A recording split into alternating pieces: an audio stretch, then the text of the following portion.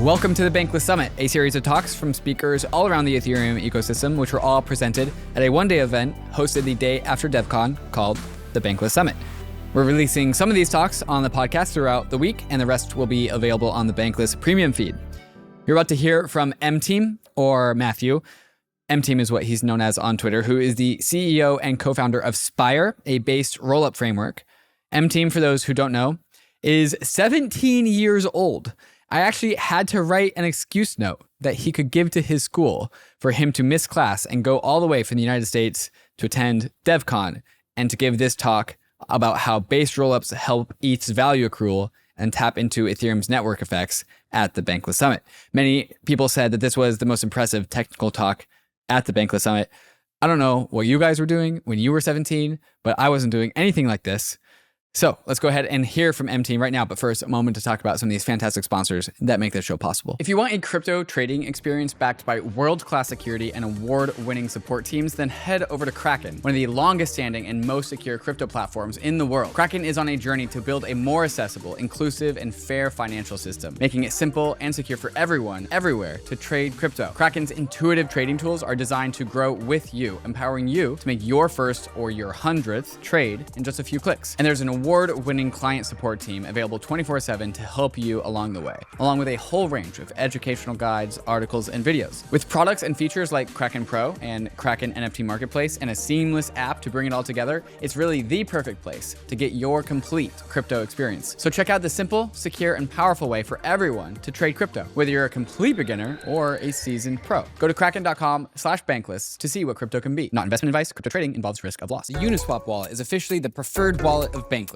and it's the one we use anytime when we want to transact on-chain. Whether you're on your browser or on the go, Uniswap Wallet makes it easier than ever to swap anytime, anywhere. Use your wallet to transfer funds directly from a top centralized exchange and tap in thousands of tokens across Ethereum and over 10 other chains like Base, Arbitrum, and Optimism. Uniswap Wallet delivers deep liquidity, fast execution, and reliable quotes with zero gas swaps through Uniswap X. And when it comes to security, you can rest easy knowing it's backed by Uniswap Labs, one of the most trusted teams in DeFi. Their code is open source and independently reviewed, so you know it's protected. So why wait? Download the Uniswap wallet today on Chrome, iOS, and Android. And don't forget to claim your free uni.eth username directly in the mobile wallet. Start swapping smarter with Uniswap.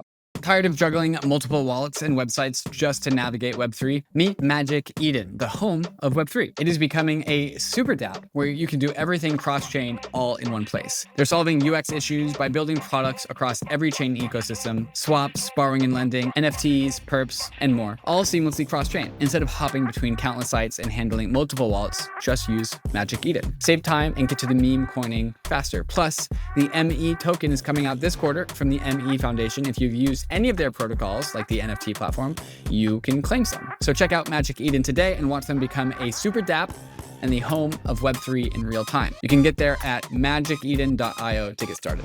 I am here today because I am an Ethereum bull and a base rollup bull, and I think that we can make these two things work together. So if you don't know what a base rollup is, then raise your hand. Okay, a couple people, that's better than I thought. Raise your hand if you don't know what ETH is. Yeah, that's what I thought, okay.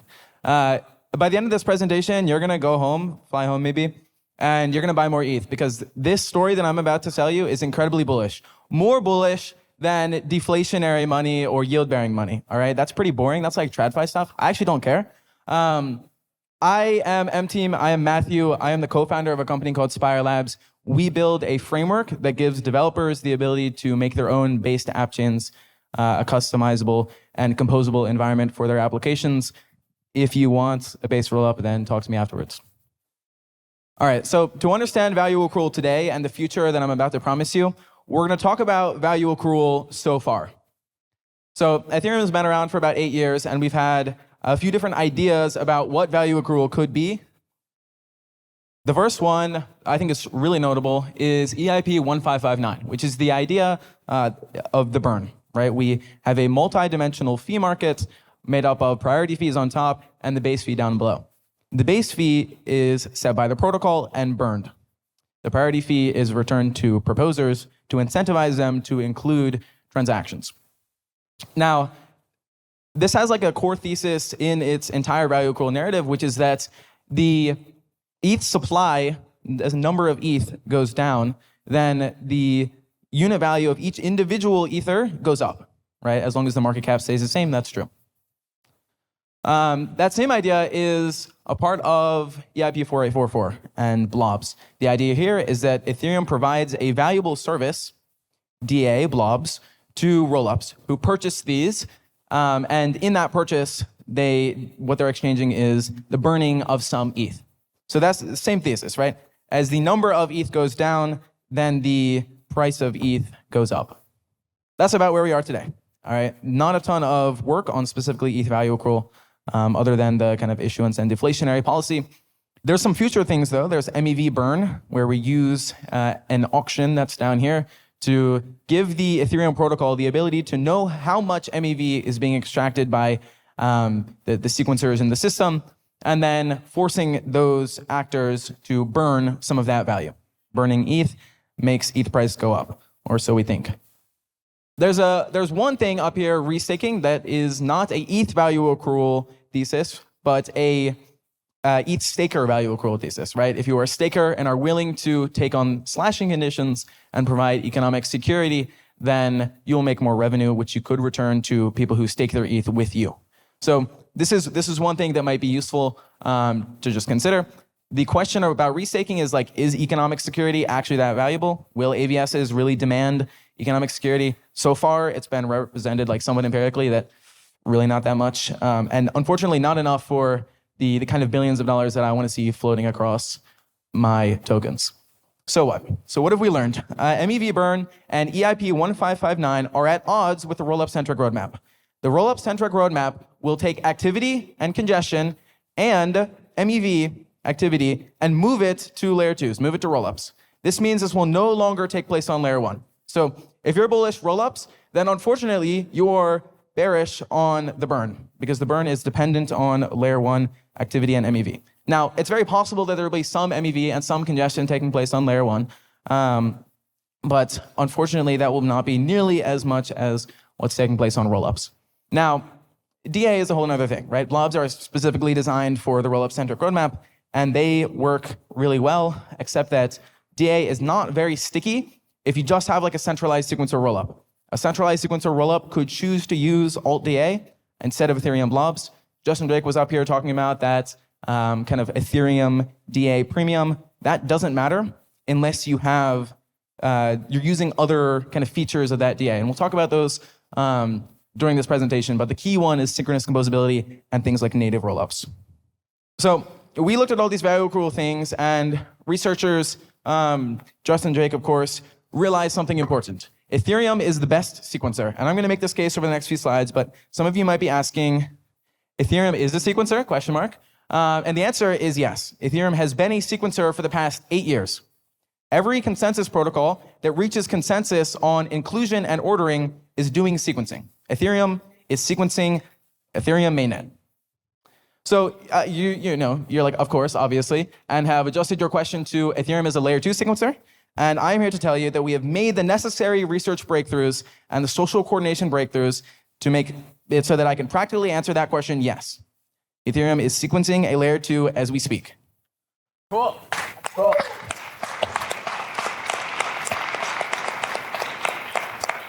So we decided to call this Ethereum sequencing. No, we didn't. That would have been a great name.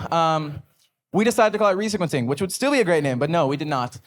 We had to name sequencing rollups and Ethereum, and so this guy up here decided on the name based sequencing. Don't ask me why. But the meme is stuck. And the rest of this presentation is going to be specifically about base sequencing, why it is valuable, and in turn, why it is extremely valuable and important for ETH holders. To understand why Ethereum sequencing is valuable, we have to understand how Ethereum sequences. This is obviously important. I'll make the case that it's not that important. Today, we use a off-chain auction called MEVBoost that allows proposers that are granted sequencing rights by the Ethereum protocol to auction these off to specialized builders that are the ones actually extracting MEV and doing the sequencing, right? In the future, it's very likely that we'll change that because MEVBoost has a big problem, which is that it pretty directly incentivizes builder centralization. That's why you have 2 builders. There's things like Fossil, which is fork choice enforced inclusion lists, and Braid, which is Max Resnick's proposal to do multiple concurrent proposers. There's also a whole bunch of other designs floating around out there that do something along these lines. These are all kind of ways to change how Ethereum sequences, but I'm going to make the case that it's not actually that important how Ethereum sequences. Ethereum has a few good properties. One of those is liveness and reliability. This is a graph of Ethereum's liveness over the past 8 years. You'll notice there is no point where Ethereum had an outage. I tried to find a graph like online for this, but I decided to make my own because I couldn't. Yeah, another thing, Ethereum has 12-second block times. That's an important part of its sequencing. It also has other properties that I'm happy to talk about, like an efficient builder market. But by far the best property is what Ethereum sequences, not how Ethereum sequences. The answer to that question, of course, is Ethereum Layer 1, and then plus a little text is base rollups. The reason Ethereum Layer 1 is such a big font is because Ethereum Layer 1 is massive and has a lot of network effects. Network effects are really important to sequencing, and I'll explain that in a second. But first, just kind of loosely define network effects. Network effects are anything that make one network more valuable than another network, and scale with kind of the growth and usage of that network. They are good things, always good things. So network effects are something that are really difficult to fake. We can go to another alt layer 1 ecosystem, and they might sell us on the idea of network effects, but they would be, unfortunately, lying. Ethereum, over the past 8 years, and as the first Turing-complete blockchain, has offered us the ability to amass a gigantic network effect. Solana has 15% of the TVL. Monad has like 0% of the users. Solana has Mert and Kyle. I don't think that's that valuable. It's up to you. And these people change the perception of Ethereum's network effect on crypto Twitter to something very different than it actually is. So I'm going to show you some numbers on the next few slides and prove a few things to you. This is stablecoins. Stablecoins are a part of network effect because they enable decentralized finance and open finance if you're using centralized stablecoins. Ethereum has more than half of all issued stablecoins. Solana has only 2.15%. Massive win for Ethereum. But don't clap yet, because we have TVL. 55% Ethereum. With that big blue one is Ethereum. Solana is over here at 7.34%. 15% of the TVL of Ethereum. There are some other smaller chains. Let me just kind of reiterate this. 55% of all value locked across every blockchain is on Ethereum Layer 1. That's not Ethereum Layer 1 and Layer 2. It's Ethereum Layer 1. Now, TVL metrics, activity metrics, volume metrics can all kind of be faked, right? It's possible to game these metrics. Something that is much harder to fake is the kind of thing that the Electric Capital Developer Report will tell you about, which is developers. 16.7 thousand newcomers wrote code in Ethereum, 2.7 times more than the next largest ecosystem. These are 2023 numbers. I'm eagerly waiting for 2024 numbers. You'll see over here we have Polygon is the second largest ecosystem. Solana is the third largest independent ecosystem. There are more developers that work on chains that are not on this list than developers that started writing code on Solana in 2023. There's also quite a bit of contract innovation in Ethereum. This is one of my favorite charts for just EVM code, but 71% of contract logic originates on Ethereum. Now, this doesn't apply to SVM code, so it's not a fair comparison at all. But it's just an interesting number. Ethereum Layer 1 is still the home for a lot of contract innovation, and that has remained true for quite a while.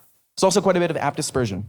Contract logic originates on Layer 1 and then moves to Layer 2. So this is kind of the vibe we're getting from this. Obviously, BNB or Polygon are two of the biggest receivers of contract logic after it originates on Ethereum. One interesting thing is that Arbitrum is the largest one of our rollups that actually creates apps. It's not Base, which surprised me, at least in 2023. The other thing about Ethereum is a massive researcher and developer community. I chose these researchers because I really like them.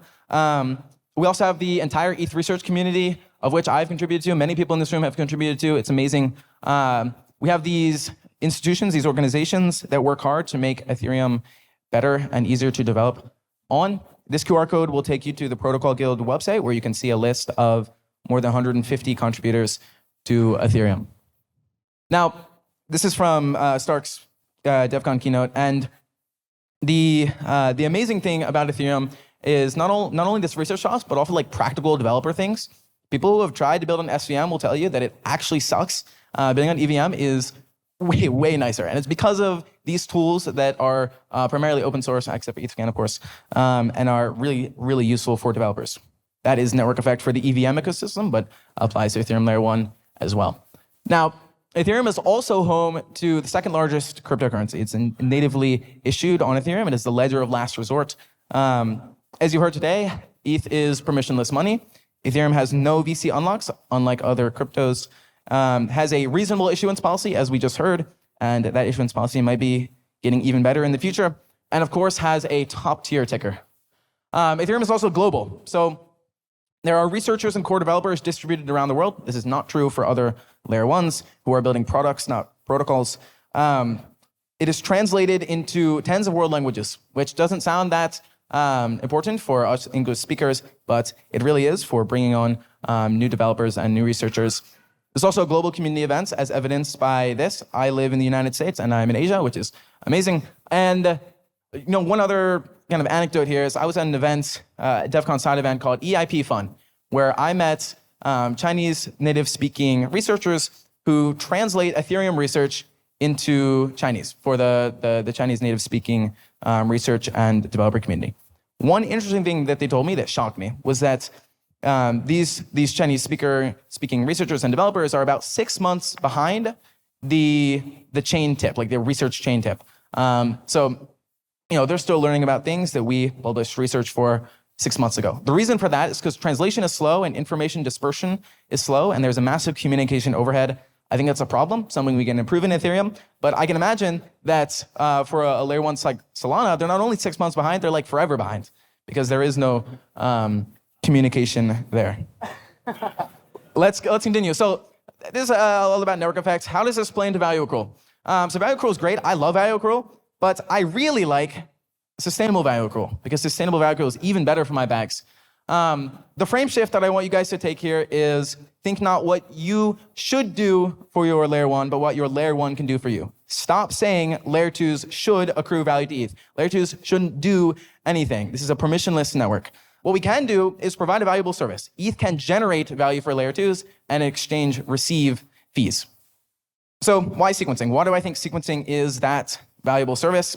There's a few numbers that are publicly available. More than $1 billion of Layer 1 MEV has been extracted since the merge. This is a conservative estimate. I believe that the number is probably much closer to $2 billion. Centralized sequencers, who do a lot of sequencing in Ethereum today, more than Layer 1, are absolutely rolling in cash. Coinbase makes more money than Ethereum. Quant funds pay millions of dollars for lower latency in TradFi.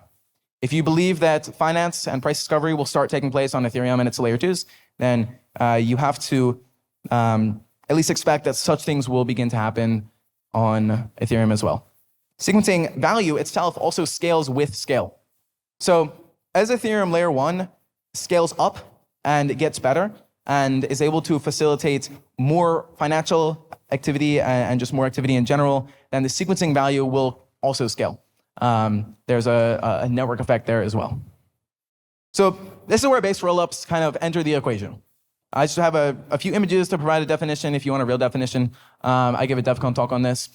Base rollups do execution externally to Ethereum and use Ethereum for security and sequencing. This is opposed to a centralized sequencer rollup that does execution externally, just like a base rollup, but also does sequencing externally, but then uses Ethereum for security and, of course, other things. So here's what I think these properties end up looking like. Here's how we kind of fit these jigsaw puzzle pieces together. We have based app chains, or at least base rollups, maybe a special purpose, all using products, services on the Layer 1. Sequencing, obviously, oracles like Chainlink, and asset issuance like USDC and native ETH and LSTs. This is opposed to what we have today and probably will have for the next year or so, which is a bunch of Layer 2s that have their own sequencing, have their own oracles, and have their own asset issuance, which is like pretty much the very definition of fragmentation, because they all have their own liquidity too. Well, we can change that. So I wanted to call this slide endgame, but someone told me that's probably not a good idea. I don't really think there are endgames in crypto, only very long mid-games. So I'm going to talk about today how we do this.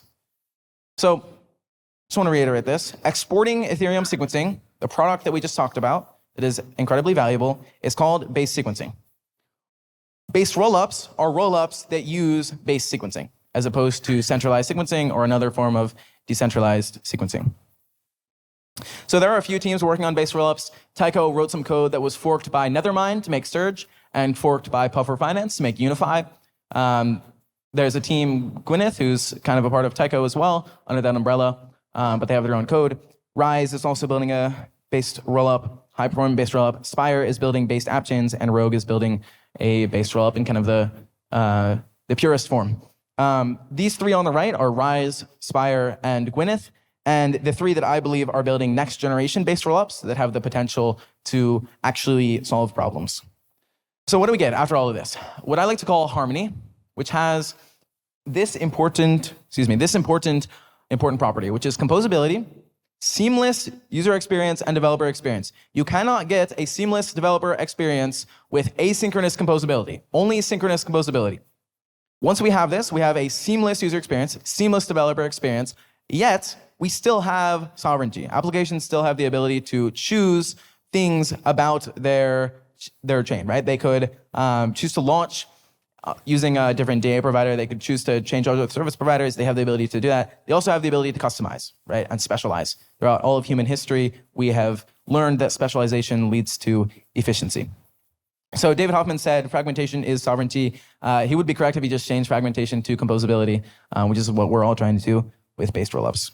Now let's get a little bit more specific, perhaps. App chains are dead. Long live app chains. I believe that app chains are the only way to replicate a monolithic user and developer experience while establishing infinite expressivity. App chains are the only way to get infinite expressivity because they give application the developers to customize everything, right? This means things like your execution environment, your virtual machine, how you do gas fees, et cetera, et cetera. So what happens to monolithic chains? What happens to Solana? What happens to Monad? They die. And there's a simple reason for that. Monolithic chains can no longer be competitive on user experience, which will be better on layer 2s, developer experience, which will be better in the Ethereum-based rollup ecosystem, or on scale. It will be a lot better on the layer 2 ecosystem.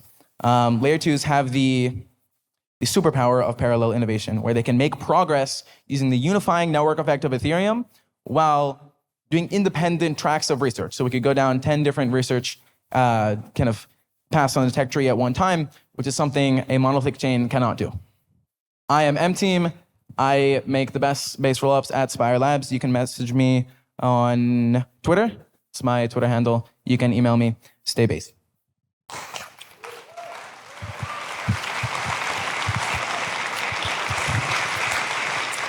Questions. Who's got a question? Anyone got a question about a base rollup all the way down there? When mainnet? When mainnet? When would it be in prod? We have, so at Spire, well, there's already base rollups live on mainnet. TOKU is live on mainnet and has been for the past few months. There's a whole bunch of base rollup projects working towards mainnet. I don't know about the status of many of them, and if I did, then I couldn't tell you. Spire is the one I know a lot about. We are live on testnet with really excellent composability that is one way, so not full synchronous composability, but still very helpful, very valuable. And we are looking to get that in mainnet next year. What does a mainnet look like if you are also not a single chain? You're many, many app chains, right? So how does that change the idea of a mainnet? Right, so for Spire, that means producing mainnet-ready code that is used by applications to build app chains that are on Ethereum mainnet. And then our team's just going to be able to can they just freely use that code? Is the code open source? Not yet, but it will be when it's on mainnet. Okay, cool. So they don't have to come talk to you. They can just use your code. Well, I hope they do because we'll help them, but they don't have to. Cool. Questions? How do we convince Base to become based sequence? The Base network. How do you convince apps? Base. Oh, layer Base. 2. We don't need to. So Base is a platform, a developer platform that offers its application developers services, right?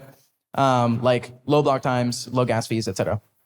What Base does not offer, and I do not believe will offer in the near future, is MEV that they give back to builders. They also don't give back congestion fees to builders. So if you build an app on Base, you are sacrificing some important things to Coinbase, right? quite a bit of revenue, in fact. And application developers really care about revenue. So our strategy is not, let's go talk to Jesse and convince him to make a based rollup. Let's go talk to Aerodrome, right? And convince Aerodrome to be a based rollup. And then Coinbase will realize we've lost all of our users, we've lost all of our apps, and then I believe that they will eventually run the risk-reward analysis and become a based rollup. That's a few years down the line. Wow. Question? That's what. One more. Earlier today, we heard Eric kind of ask the audience a question about fragmentation in layer twos. Do you believe that based rollups will solve the fragmentation? And if so, how? Yeah, so using some technology that is called coordinated proving or aggregated proving, we can get synchronous composability between Ethereum layer 1 and base rollups, which is like the perfect solution to fragmentation. There's no more fragmentation anymore. To get there, we need coordinated sequencing, which is base sequencing. That's one of the requirements.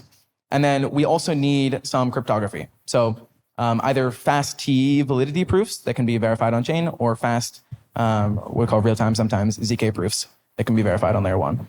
We use all of these to do what we call shared deposits, kind of like Polygon Ag layer, but not necessarily without branding. And then use those to essentially allow all rollups to compose with each other without ever touching Ethereum, or compose with Ethereum as well, or I guess, and enjoy like composability perfectly synchronously across all base rollups and Ethereum.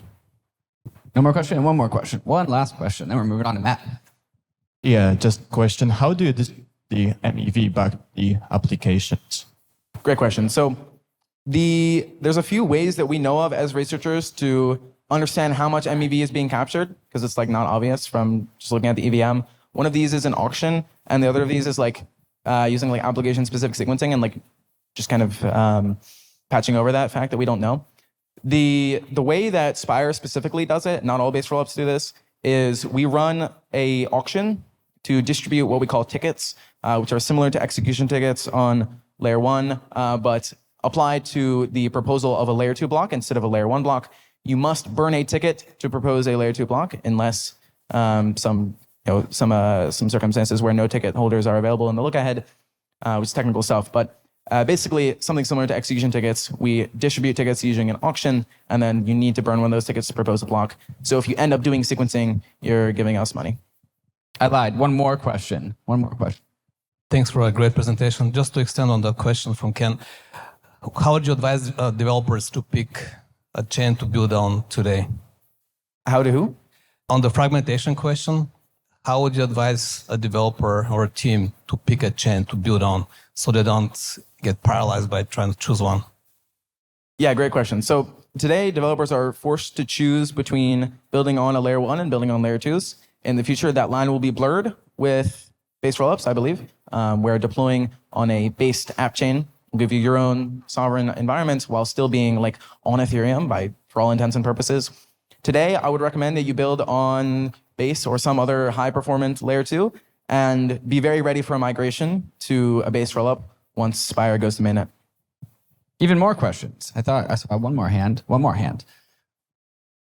kind of feature will make it difficult for base rollup? I firmly believe that there's a few. So I made a tweet like base rollup FUD or criticism tier list. The number one was kind of aligning some of the different base rollup teams.